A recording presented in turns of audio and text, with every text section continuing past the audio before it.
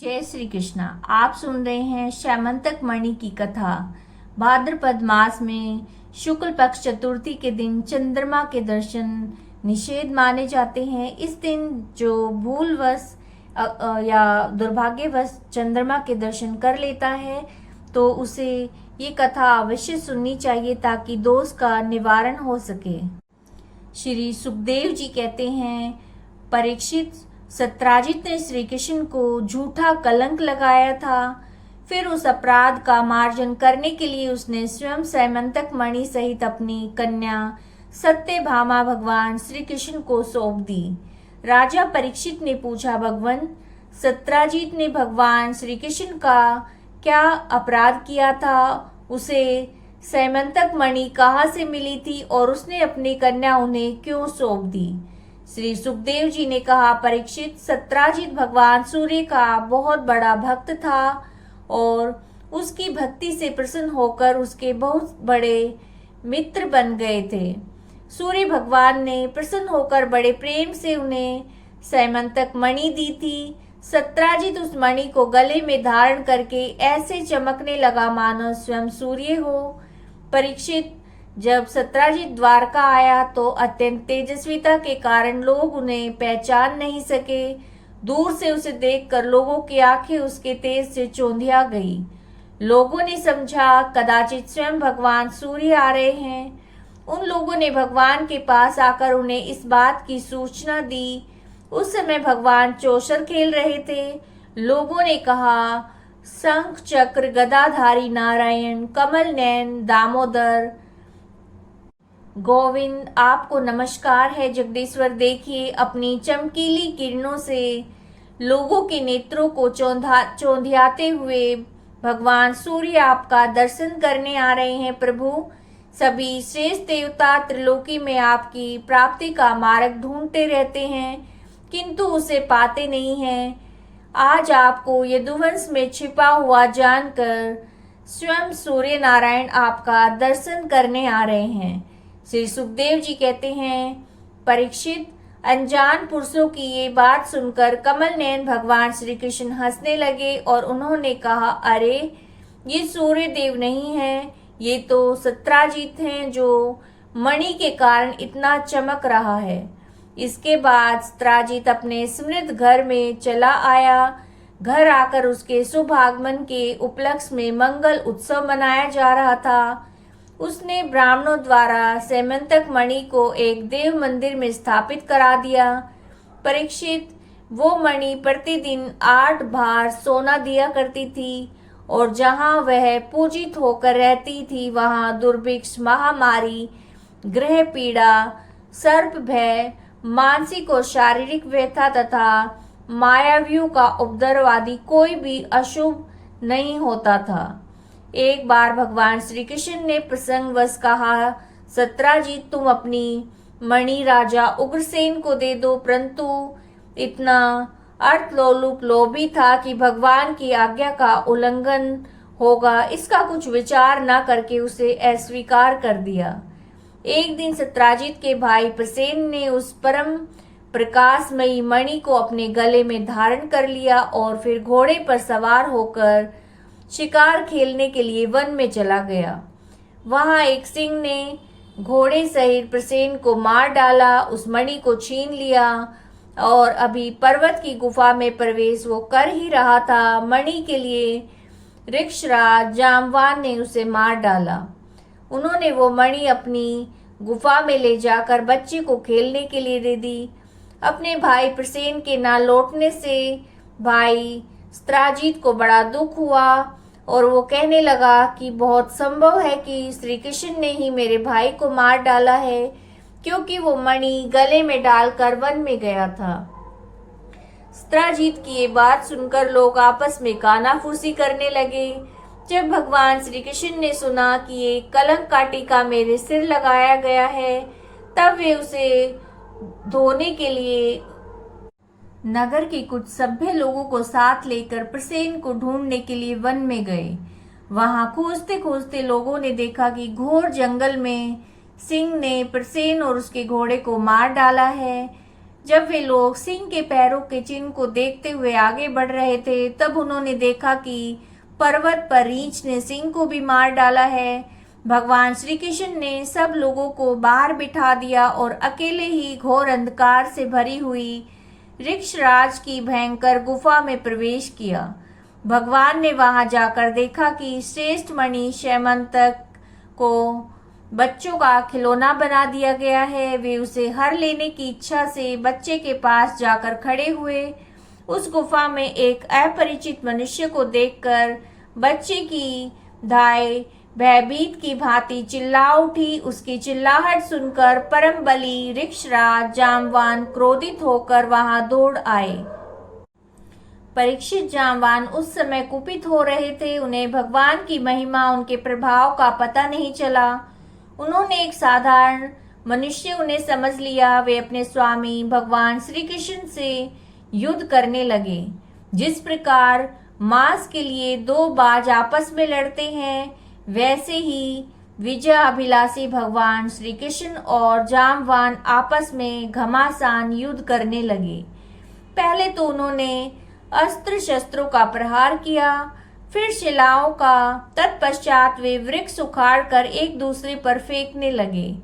अंत में उनके बाहु युद्ध उनमें होने लगा। परीक्षित वज्र प्रहार के समान कठोर घूसों की चोट से जामवान के शरीर की एक एक गांठ टूट गई। उत्साह जाता रहा, शरीर पसीने से लथपथ हो गया। तब उन्होंने अत्यंत विस्मित चकित होकर भगवान श्री कृष्ण से कहा, प्रभु, मैं जान गया, आप ही समस्त प्राणियों के स्वामी, रक्षक, पुराण पुरुष भगवान विष्णु हैं। आप ही सबके प्राण, इंद्रिय बल, मनोबल और शरीर बल हैं। आप विश्व के रचयिता, ब्रह्मा आदि को भी बनाने वाले हैं। बनाए हुए पदार्थों में भी सत्ता रूप से आप ही विराजमान हैं। काल के कितने भी अव्यय हैं, उनके नियामक परम काल आप ही हैं। शरीर भेद से भिन्न भिन्न प्रतिमान अंतरात्माओं के परम आत्मा भी आप ही हैं। प्रभु, मुझे स्मरण है, आपने अपने नेत्रों में तनिक सा क्रोध का भाव लाकर तिरछी दृष्टि से समुद्र की ओर देखा था। उस समय समुद्र के अंदर रहने वाले बड़े बड़े घड़ियाल और मगरमच्छ क्षुब्ध हो गए थे। समुद्र ने आपको मार्ग दे दिया था। तब आपने उस पर सेतु बांधकर सुंदर यश की स्थापना की तथा लंका का विध्वंस किया। आपके बाणों से कट कट राक्षसों के सर पृथ्वी पर लौट रहे थे।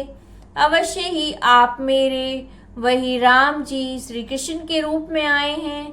परीक्षित, जब ऋक्षराज जामवान ने भगवान को पहचान लिया तो कमल नयन श्री कृष्ण ने अपने परम कल्याणकारी शीतल कर कमल को उनके शरीर पर फेरा। फिर उनकी कृपा से भरकर प्रेम गंभीर वाणी से अपने भक्त जामवान से कहा कि ऋक्षराज, हम मणि के लिए ही तुम्हारी इस गुफा में आए हैं। इस मणि के द्वारा मैं अपने ऊपर लगे झूठे कलंक को मिटाना चाहता हूँ। भगवान के ऐसा कहने पर जामवान बड़े आनंद से उनकी पूजा करने के लिए अपनी कन्या कुमारी जामवती को मणि के साथ उनके चरणों में समर्पित कर दिया। तब श्री कृष्ण ने जिन लोगों को गुफा के बाहर छोड़ गए थे, उन्होंने 12 दिन तक उनकी प्रतीक्षा की। परंतु जब उन्होंने देखा कि अब वे गुफा से नहीं निकले तो वे अत्यंत दुखी होकर द्वारका लौट गए। तब माँ देवकी, रुक्मणी, वसुदेव तथा अन्य संबंधियों और कुटुंबियों को मालूम हुआ कि श्री कृष्ण गुफा से नहीं निकले। तब उन्हें बड़ा शोक हुआ। सभी द्वारकावासी दुखी होकर सत्राजित को भला बुरा कहने लगे और भगवान श्री कृष्ण की प्राप्ति के लिए महामाया दुर्गा देवी की शरण में गए, उनकी उपासना करने लगे। उनकी उपासना से दुर्गा देवी प्रसन्न हुई और उन्होंने आशीर्वाद दिया। उसी समय उनके बीच में मणि और उनकी नववधू जामवती के साथ सफल मनोरथ होकर श्री कृष्ण और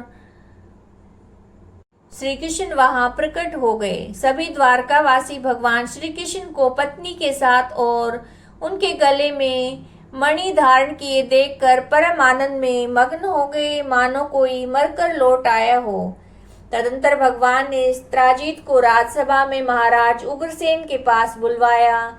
जिस प्रकार मणि प्राप्त हुई थी वो सब कथा सुनाकर उन्होंने वो मणि इंद्रजीत को सौंप दी। इंद्रजीत अत्यंत लज्जित हुआ। मणि तो उसने ले ली, लेकिन उसका मुंह नीचे की ओर लटक गया। उसने अपराध पर उसे बड़ा पश्चाताप हुआ। किस प्रकार वो अपने घर पहुंचा, उसके मन की आंखों के सामने निरंतर अपना अपराध उसका सामने आता रहा। बलवान के साथ विरोध करने के कारण वो भयभीत भी हो गया। अब वो यही सोचता रहा कि मैं अपने अपराध का मार्जन कैसे करूं, मुझ पर भगवान श्री कृष्ण कैसे प्रसन्न हों, मैं ऐसा कौन सा काम करूं जिससे मेरा कल्याण हो जाए और लोग मुझे कोसे नहीं। सचमुच में मैं शूद्र हूँ, धन के लोभ से बड़ी मूढ़ता का काम कर बैठा। अब मैं रमणियों में रत्न के समान अपनी कन्या सत्यभामा और शमंतक मणि दोनों श्री कृष्ण को दे दूं। ये उपाय बहुत अच्छा है, इसी से मेरे अपराध का मार्जन हो सकता है और कोई उपाय नहीं है। सत्यजीत ने अपनी विवेक बुद्धि से ऐसा निश्चय करके स्वयं इसके लिए उद्योग किया और अपनी कन्या तथा शमंतक मणि दोनों ले जाकर भगवान श्री कृष्ण को अर्पण कर दी। सत्यभामा शील, स्वभाव, सुंदरता, उदारता आदि सद्गुणों से संपन्न थी। बहुत से लोग चाहते थे कि सत्यभामा हमें मिले और उन लोगों ने उन्हें मांगा भी था, परंतु भगवान श्री कृष्ण ने विधि पूर्वक उनका पाणी ग्रहण किया। परीक्षित, जब भगवान श्री कृष्ण ने इंद्रजीत से कहा कि हम शमंतक मणि न लेंगे, आप सूर्य भगवान के भक्त हैं, इसलिए वो आपके पास ही रहे, हम तो केवल उसके फल के अर्थात उससे निकले हुए सोने के अधिकारी हैं, वही आप हमें दे दिया करें। श्री सुखदेव जी कहते हैं, परीक्षित, यद्यपि भगवान श्री कृष्ण को इस बात का पता था कि लाक्षागृह की आग में पांडवों का बाल भी बांका नहीं हुआ है, तथापि उन्होंने सुना कि कुंती और पांडव जल मरे हैं। तब उस समय उनका कुल परंपरा उचित व्यवहार करने के लिए वे बलराम जी के साथ हस्तिनापुर गए और वहां जाकर भीष्म पितामह, कृपाचार्य, विदुर, गांधारी और द्रोणाचार्य से मिलकर उनके साथ संवेदना सहानुभूति प्रकट की और उनसे कहने लगी कि हाय हाय, ये तो बड़े दुख की बात हुई। भगवान श्री कृष्ण के हस्तिनापुर चले जाने से द्वारका में अक्रूर और कृतवर्मा को अवसर मिल गया। उन लोगों ने सतधनवा से आकर कहा कि तुम सत्यजीत से मणि क्यों नहीं छीन लेते। सत्यजीत ने अपनी श्रेष्ठ कन्या का विवाह हमसे करने का वचन दिया था, अब उसने हम लोगों का तिरस्कार करके उसे श्री कृष्ण के साथ ब्याह दिया है। अब सत्यजीत भी अपने भाई उग्रसेन की तरह क्यों न यमपुरी में जाए। सतधनवा पापी था और अब तो उसकी मृत्यु भी उसके सिर पर नाच रही थी। अक्रूर और कृतवर्मा इस प्रकार बहकाने पर सतधनवा की बातों में आ गए और उस महादुष्ट ने लोभवश सोए हुए सत्यजीत को मार डाला।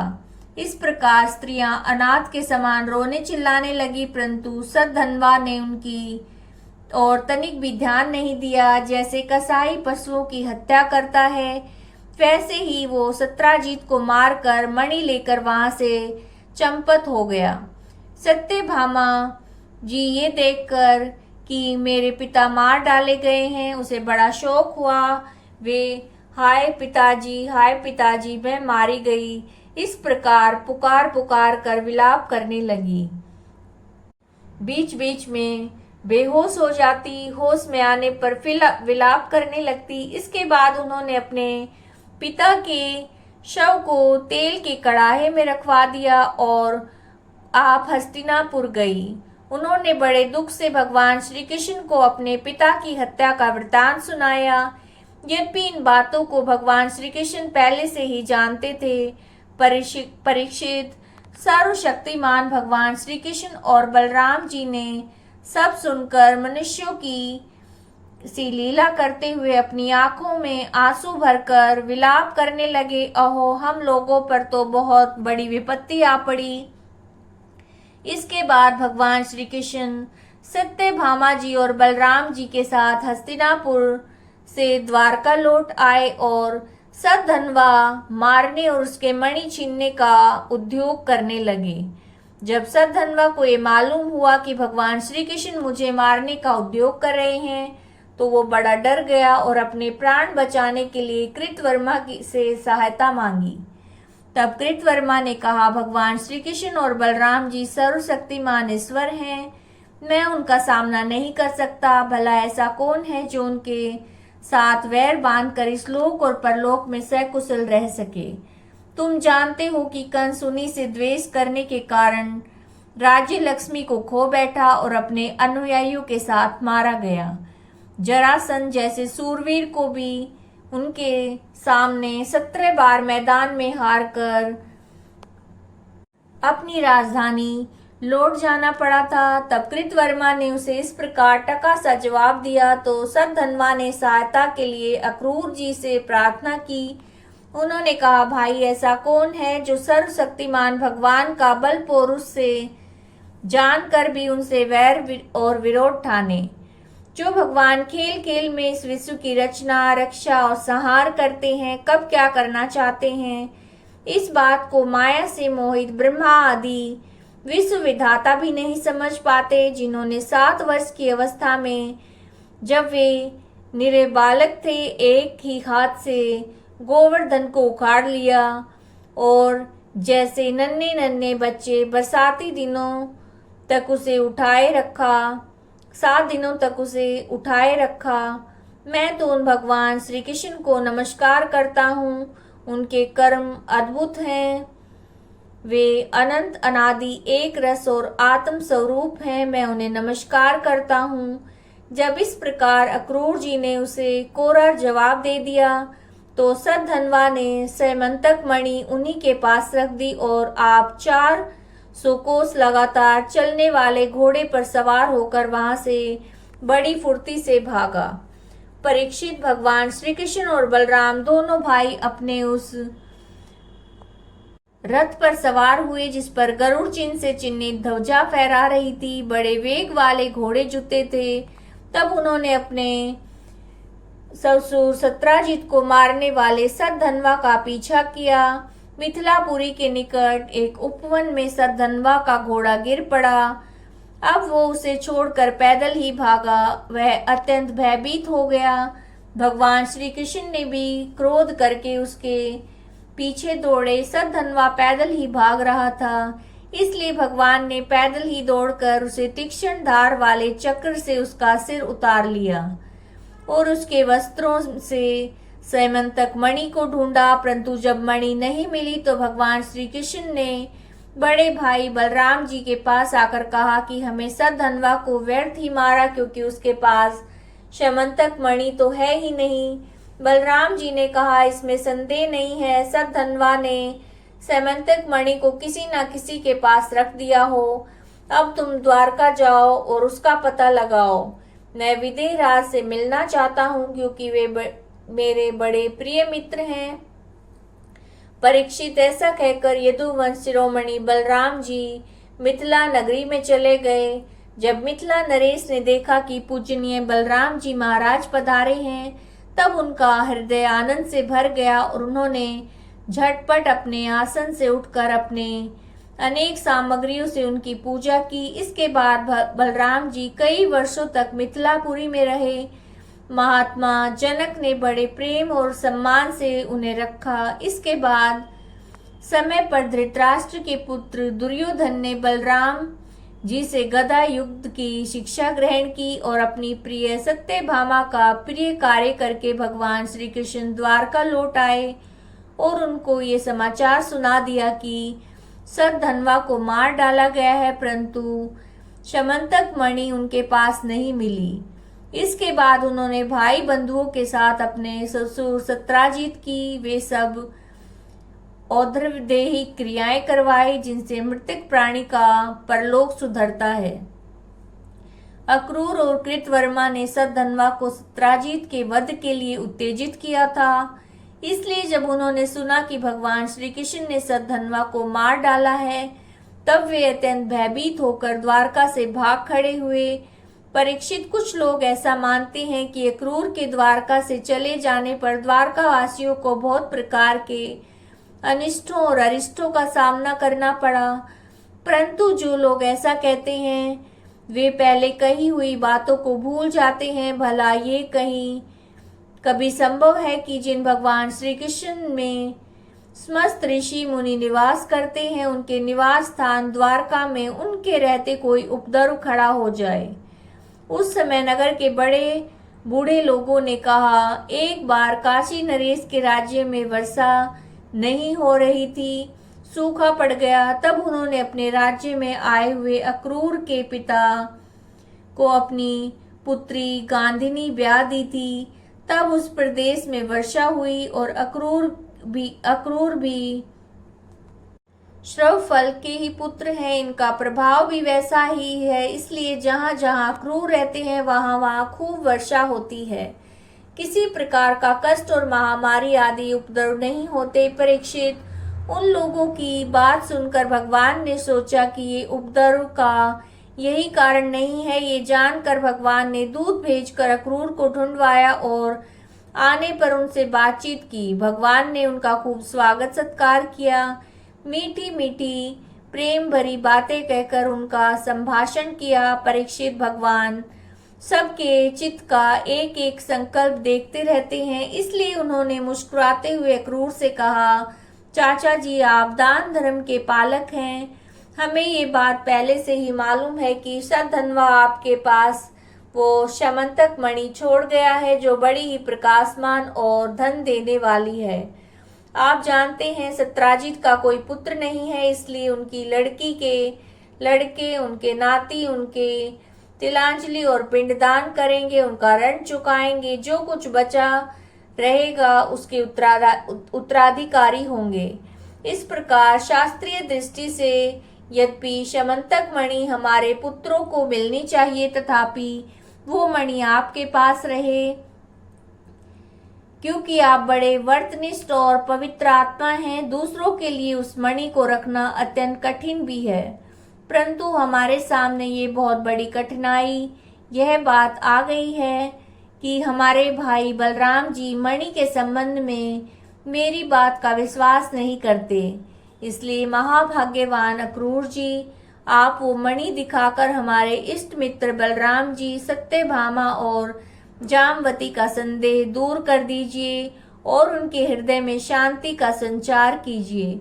हमें पता है कि उस मणि के प्रताप से आजकल आप लगातार ऐसे यज्ञ करते रहते हैं जिसमें सोने की वेदियां बनती हैं। परीक्षित, जब भगवान श्री कृष्ण ने इस प्रकार सांत्वना देकर उन्हें समझाया बुझाया, तब अक्रूर जी ने वस्त्र में लपेटी हुई सूर्य के समान प्रकाशमान वो मणि निकाली और भगवान श्री कृष्ण को दे दी। भगवान श्री कृष्ण ने वो सेमंतक मणि अपने जाति भाइयों को दिखाकर अपना कलंक दूर कर दिया और उसे अपने पास रखने में समर्थ होने पर भी पुनः अक्रूर जी को लौटा दिया।